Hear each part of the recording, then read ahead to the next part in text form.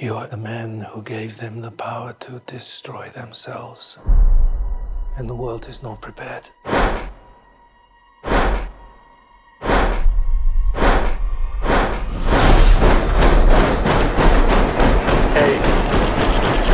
7, 6, 5, 4. So we're going to be talking about Oppenheimer. I guess this is just like a general chat. There is no real structure or flow, kind of like, which is probably apt considering we're talking about a Nolan movie, like non-linear. Uh, but so for those, obviously I know, but the people watching this aren't aware that I think it's fair to say that Jeffro is a big fan of Chris Nolan's as a director. Yeah, yeah. Because how many films has he done now? Like 12? Yeah, 12. Yeah. Yeah, 12. Yeah, no, I really like him. And I guess you are too. Yeah, yeah. It's funny. Well, I should ask, when did you like first become an admirer of Nolan? Oh, I think it was after I first saw Inception. Oh, really? First Okay. time I saw Inception, I felt physically sick. Right. Like not for any like bad reasons, but it just Yeah, I yeah. felt absolutely nauseous at the whole thing because like I don't know, I saw it on TV. I decided, you know what, I'm going to have a quick toilet break, go out for a few minutes, come back. Big mistake. And yeah, I just got really confused and like when you're watching something, but you don't quite understand it, but you enjoy it, but and you also know it's there's actually something to this, so I want to go again on this. Yeah. Yeah. Yeah, like Yeah. theme park ride. Yeah, yeah, absolutely. It's funny. Nolan for the longest time, Christopher Nolan was always one of them people that I admired more than I enjoy. Maybe that's unfair, really, because I think I first became aware of him. I guess this is quite typical given my age, but after The Dark Knight. So he makes Dark Knight, and then I kind of became aware of his name because and I'd always enjoyed his films. Like I enjoyed Batman Begins, The Prestige, obviously, Dark Knight, Inception, Interstellar. But it wasn't real. The light bulb moment wasn't really until Dunkirk. I think that was the film where I was kind of like, okay, this guy is actually a great director. I don't know what it was about that film, but ever since then, I've sort of become, I guess it's fair to say, I've become like a Nolan groupie, whereas I wasn't before. I was kind of I was more of an admirer, but now I actually do think he is a legitimate all time great. To the point where his last film, not Oppenheimer, but Tenet, I seem to be in the minority in that I actually really enjoy that film. I loved it. Yeah, yeah. It's I mean, it was quite uh it was your analogy of what it was it Thunderball, Yeah, but with time travel. it's basically the plot of Thunderball, but with time travel. Yeah. Yeah. Oh. Which is that because that's James Bond is one of his many influences. Oh yeah, absolutely. Like the whole snow battle in Inception. What is it called? Yeah. Is it Piz Gloria in Secret Service? Mm, Blofeld's base. Yeah, that whole thing. yeah. But yeah, so it's even got to the point where even like his weakest movies, like Tenet, Dark Knight Rises, like even like his flawed films are still far more fascinating and interesting than anything else that's been released mainstream wise. You know, because with the exception of Batman, which is obviously based on a famous IP, all of his other movies, like if it weren't for Chris Nolan, they would never get made. Like Inception, no one would, give that a check. And then we get to Oppenheimer, which is probably like his blankest of blank checks, like a 3 hour R-rated biographical thriller. Is it? Would you say? Yeah, that's fair. Yeah. Well, it's kind of like I was honestly no, no. Go on. no, I was just surprised when it got an R rating. Yeah, but yeah. I think to it's be been fair, very much that PG-13. yeah. I mean, Um, I think it's only because of the you know, the sex scenes. mm, Because Nolan is like, I guess, I don't know if prudish is the right word, but his films are very sexless for the most part. So I think that's the only reason why. Nothing to do with the fact that it's, about a device that can literally destroy the world. But, as soon as they show like Florence Pugh's nipples, instant R rating. But mm. yeah, so I know it's like, shit. I know we're going backwards in time now, but do you remember like how you felt when Oppenheimer was first announced like 2 years ago? I'm assuming you were excited. I was more curious more than anything. Like, okay, yeah, I know this is at the very least going to be good, unless there's some like fluke where Nolan drops the ball. But Yeah, yeah, just I was just wondering like how's he going to do that? Because usually he's got that sort of like backwards and forwards, timey-wimey stuff. Which how are you going to do that with Oppenheimer? It's but yeah. Oh, also sort of expected it to be more about like the bomb itself yeah, rather than the man. yeah. So yeah, I had some of those feelings that yeah, I was excited, yeah, but didn't really have any doubt that it wouldn't be good. I just thought, okay, how's it going to do that? It's kind of in the same boat, really. The fact that it's like actually about a real person, an actual cinematic biopic, is kind of a departure for Nolan. So after we saw, do you remember like your out of theater reaction upon seeing it? Ooh, I must say, Mm, um, I had the feeling of like almost like a cathartic relief that yeah, okay, can now breathe. There's also probably the first Nolan film that I felt that I want to go back and watch again. really, Like, yeah, that Interstellar, I just felt really sad. yeah, Uh, Dunkirk, I felt exhausted, yeah, and Tenet, I felt just confused. So I know I needed some time afterwards, but Oppenheimer, it's like I kind of need to see it again. I mean, it was late at night when I came out of it, but yeah, and I do plan on watching it again. But yeah, it's that's sort of my insight on that. yeah. The thing about when I first saw it is I kind of just thought, wow, what a fucking great film. uh, because I remember now this is like the stupidest analogy ever. I remember the movie Don't Worry Darling with Harry Styles and No, Florence Pugh. Came out last uh, year. I don't Anyway, recall. anyway, it's a shit film anyway, so you're not missing much. But anyway, it All right. premiered at Venice, and one of the infamous moments during like the press junket, like publicity tour, was someone asked like Harry Styles, "How do you feel about the film?" And he gave like probably the worst response ever. He said, "It feels like a film," which is like shock and horror. That's probably because it is a film. My favorite thing about the movie is like it feels like a movie. Interesting enough, after I saw Oppenheimer, that's kind of how I felt. I was like, wow, that is a motion picture. Because, you see a lot of movies and you think, yeah, it's a film, but this one it felt like this is a film. Like there's real like care and craftsmanship and delicacy in the art of making the movie. Do you know what I mean? It was kind of it's such a rare and beautiful thing when a movie that you're genuinely excited for not only meets the hype but also exceeds it. Mm. It was just like a really good feeling to watch a film, a proper film that was like well made. And it just worked on every level. It worked in an artistic sense. I think technically it's impeccable.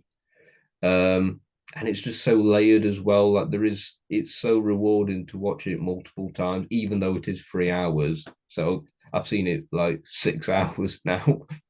But it's one of them things where I kind of just wish that every film was made with the same care and delicacy and diligence that Oppenheimer was made with. Mm. Because it was shot with IMAX 70mm, which Yeah, correct me if I'm wrong, but that's the first Nolan film to be shot entirely on IMAX 70mm. yeah, and in Am I black right in saying and that? the black and white sequences as well. Oh yeah, the first time using that for a motion picture. Yeah, Yeah, yeah, that's pretty good. There, going back to the Memento days. yeah, yeah. Oh, that was like, I love Memento. yeah, 23 years ago. He's done 12 Ooh. he's done 12 films in 25 years. Very consistent. Um, his feature film like career is as old as I am. I know it's crazy, isn't it? Yeah. So with Oppenheimer, are there any like key scenes that stand out for you? I guess there's the obvious one, which Like is two or three. Yeah. yeah, I guess there's the obvious one, which is the bomb, but Actually, no, I that sort of I'll be honest, that didn't meet my expectations. Not saying that it was bad at all. I just yeah, thought that would be a bit more of a thing than it was. No, it's the scene afterwards where he's talking to all the people there, and you really see it like I don't know, you're seeing his sort of visions as he's giving a speech, like, hey, congratulations, everyone. But he's also having visions of the damage the bomb caused. Because we didn't have a scene where we just spend like, I don't know, 5 minutes in Japan, like watching the bomb destroy everything. yeah. But yeah, just watching that from his perspective, I don't know, everything came together, like the sound editing, like going from quiet to loud to like the subtle effects of um The wasn't lady's that like face a melting charred and corpse? stuff. Yeah, that was Nolan's daughter.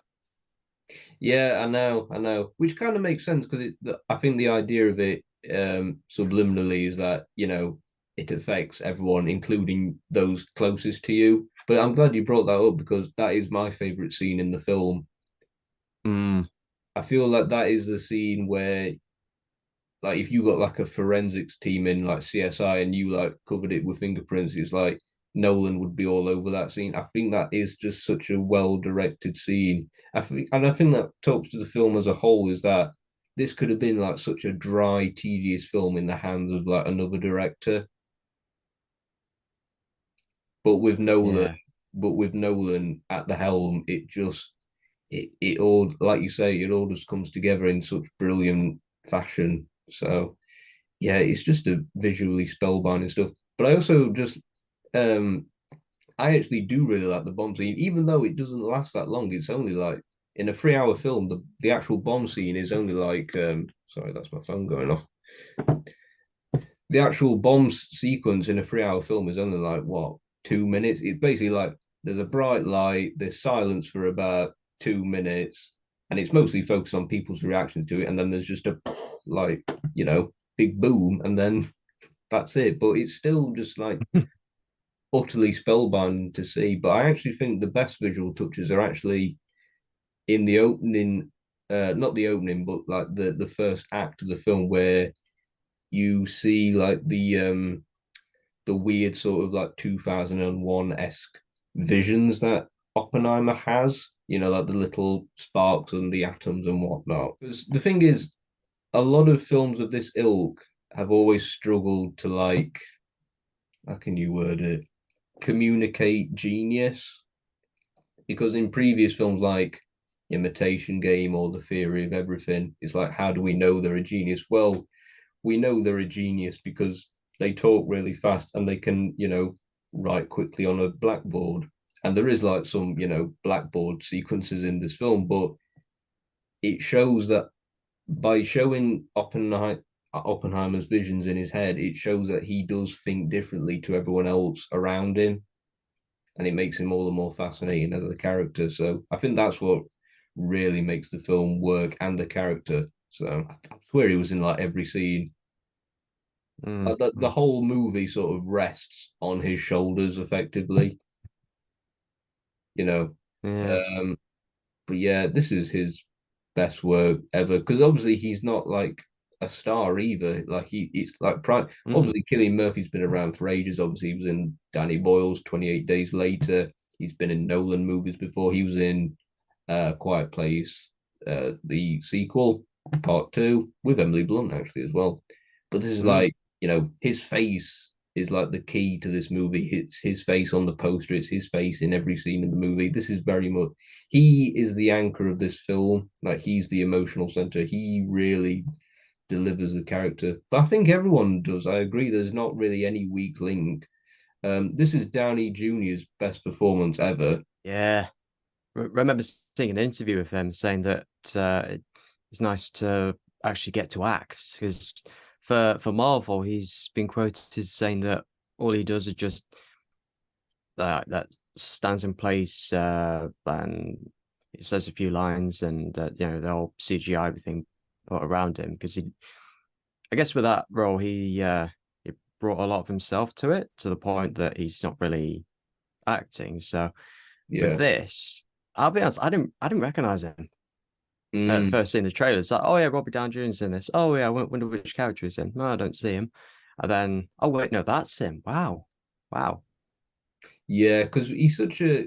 I think after 10 years of seeing him as Tony Stark and Iron Man, you just like see like how charismatic he is, and then you see him in this where he's just like a very envious, vindictive, and insecure man. This is easily his best work ever. I think he's so good, but everyone's good in this movie. Matt Damon's good. Emily Blunt, I think, is great. I will admit she doesn't get a lot to do. It's not really until the final act. She's the only one that Mm. like sees through all the bullshit and stuff, and that's when her character really comes into her own. Florence Pugh is amazing, just in general as an actress. I've always loved her ever since I saw her in Fighting with My Family in Midsummer. But I do think that her character is, well, it's not wasted. That's the wrong adjective, but she is very she's kind of peripheral to the plot. Like, I don't think her scenes really add much to the plot, other than, well, that's a lie, they do, because it's kind of her character that sort of sets. She's the catalyst for Oppenheimer's eventual demise, his downfall. If it wasn't for his Yeah. affair, he wouldn't have got in so much trouble with the FBI and had his security clearance revoked. But she's in the film for like 5 minutes. Half of that time she's, nude, and then it's just like, oh, quote the Bhagavad Gita whilst I start riding you, Cillian Murphy. That was apparently very controversial with a lot of Hindus. Oh yeah, oh yeah. The only bit of Mm. CGI in the film is covering her up with that black dress in post production. Oh, But then again, yeah, because he quoted the Gita like when the bomb went off. We see him quote that, but was that supposed to be a callback to them having sex or something? I mean that's one bit I didn't really get I have with no idea. like No idea. reading the Gita Yeah, during sex. like him witnessing the bomb is him like the same as like reaching orgasm or something. I don't know if that's like the analogy there. I don't know. That's a good point actually, but it is like a very weird thing. It's a weird way to incorporate that famous quote. But that's kind of like what I was saying earlier, is that if you'd have given this to someone else, like only Nolan could have thought of doing it that way. It's like those like Mm. weird little surreal touches, like in that scene where he's getting drilled by the kangaroo core, and then all of a sudden he's naked and Florence Pugh's on with him and Emily Blunt. Obviously, it's from her perspective that she sees it, but it's those little Oh, things that make the film. I thought that was actually a good scene. That Yeah, yeah, it is. um, just to like tangent talk about sex scenes. Like Yeah, oftentimes in films it can be a bit superfluous, yeah, but that, like you say, it's from Emily Blunt's perspective, and yeah. that's sort of like I like when you're in hearing or in court, it can be very intrusive, and Yeah, all your intimate details are laid bare. It's like, but you can't really do anything about it, and if you resist that, it can actually damage you. So it is a very vulnerable and intimate thing, and I think that is a very good way to show that. At least that's my reading of it anyway. no, I think you're absolutely right. Yeah, I couldn't have put it any better, to be fair. Uh, how familiar were you with like the events of like the Manhattan Project and Oppenheimer before watching this? Oh, bare bones, mate. Yeah, I mean, it sort of popped up into my like YouTube recommendations. So I Yeah, started yeah, watching a few things that are just looking at the some of the stuff behind it, and so knew a little bit. Knew the anecdote about him apparently trying to poison his lecturer, although his grandson said that that wasn't true or that was exaggerated or something. I yeah, don't because he was there, wasn't he? So yeah, know. But I get it though. I yeah, get it though. It is like a very, it is a weighty accusation. yeah, especially near the beginning of the film. Yeah. So, do you think that your enjoyment of, and this can go for any other like historical or biopic film, like, do you think that your enjoyment of it will depend on how much you know about the person or topic beforehand? Not really. And the only reason I say that is because I really like the film Gladiator, and that film is like utter Okay. bullshit. Like, do you know what I mean? But you know, the fact that Oppenheimer did include so much is a testament to Nolan and everyone really in that they pulled it off pretty well. But I don't think one's knowledge beforehand is imperative. It can add some stuff, but no, I think even if you go into this blind, you're still gonna likely the likelihood is that you're still gonna enjoy the experience. But yeah, how do you feel Mm. about it? Um, yeah, right. Let's say like just a few YouTube videos and Wikipedia is all I went into this with. I'm just wondering like if there's if for any film, if there's like some inaccuracies, would that bring you out of it? And I'm not saying there are in this film, but like I say, maybe some artistic license you can Yeah, give I it. But mean, there was that film. I think it was it last year? I think it was last year. The Woman King with Viola Davis.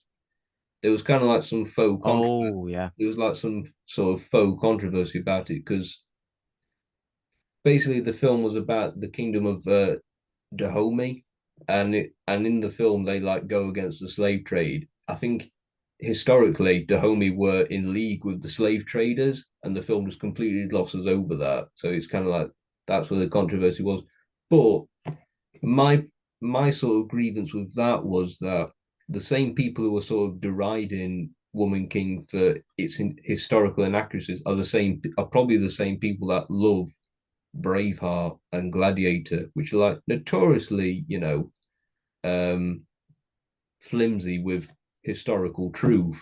So it always seems to me that people just pick and choose when to take issue with like historical facts and what's facts and not. Do you know what I mean? So, but hey, what do I know? okay. I don't think you need Uh, you don't need a degree in physics to in history or physics to understand Oppenheimer. no. I'm so glad that like it sort of focused on the person, not just giving you like a 3 hour physics lesson. Like this is how you make a nuclear bomb. Yeah. Obviously, you need that. Now that would be a movie. Are you glad that the film sort of is like waving the flag for like practical effects? Yeah. Yeah. Yes. What was it? No CGI, Nolan said. Yeah. Well, apart from Florence Pugh's black dress to satisfy the Asian markets. Right. Okay. Yeah. but that's like it's a weird flex, isn't it? Because you think about films from like 20 years ago, like Lord of the Rings and whatnot, or the Pirates of the Caribbean films. Like their biggest thing was the digital effects, and now it's just like the boat's completely turned over. Yeah, gone the other way. Yeah, But no, like, what did you feel to the effects? Did they were, were they effective? were the effects effective? Yeah, I think they were. Yeah, I mean, this film had a budget of like 100 million, so and you can see where Hmm. it was all spent. So, but yeah, all that stuff's great. I guess last question, is it his best film? Oh, now you're asking. um, I've been trying to think this through for a good couple of weeks now. I think it is. Probably personally, I'd say it sits comfortably in the top three. Yeah, I just again, I need to watch it again. I need to sink my teeth more into it just to form yeah, an opinion, form a more solid opinion. But yeah, it could be, in my opinion. So you're saying it is for sure? yeah. Well, I think I was in a similar boat to you. First time I saw it, I thought that's definitely top three. It's up there with like Dunkirk and Dark Knight. The more I thought about it, and then when I saw it again, I thought, yeah, this is quite comfortably his best film. I think this is his magnum opus, as it were. I think like all the hallmarks are there. It's just, again, it has everything you'd expect from a Nolan film, and it's just a good film. Just to even label it a good film feels insulting in a way. It just, like I say, it works beautifully on so many levels.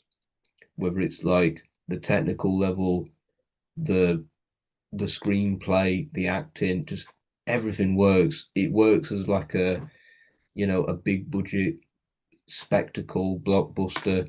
It works as like, you know, an artistic, intelligent piece of filmmaking. Yeah, I really do think this is his best film to date anyway. Obviously he's only I believe he's 53. His birthday was only a few days ago as of recording. And you look at Scorsese, who's still directing well into his 80s, and I'm really excited to see what Nolan does next. Mm. Yeah, like I say, it's difficult to guess. I mean, I, I'm just wondering whether or not he'll make a comedy. Oh, at this point, I think he could make anything. I think, well, it's got, I think whatever it is, it'll definitely be a Nolan film, as in it'll be something that he's interested in and something that he feels that he can deliver on. So, I don't know. Mm. Yeah, it would be interesting if he did do something a bit more, um, like trimmed down, laid back. Do you know what I mean? But I feel like he's just like in that niche now where he does make high concept thinking blockbusters, and fair enough. And then I like that because there's no one else that does that, so that's what makes him unique, I think. So, Yeah, but yeah, yeah, that'll be interesting to see. yeah. But that was our review of Oppenheimer. Thank you, Jeff. Hmm. Thank you, Well, everybody. thank you for having me. No, I will have you back. Rest assured. Oh, thank you. Do you know when that will be? Well, probably another 6 months' time, probably given the way that how my recording schedule is working out. But yeah, Okay. have a good day, folks.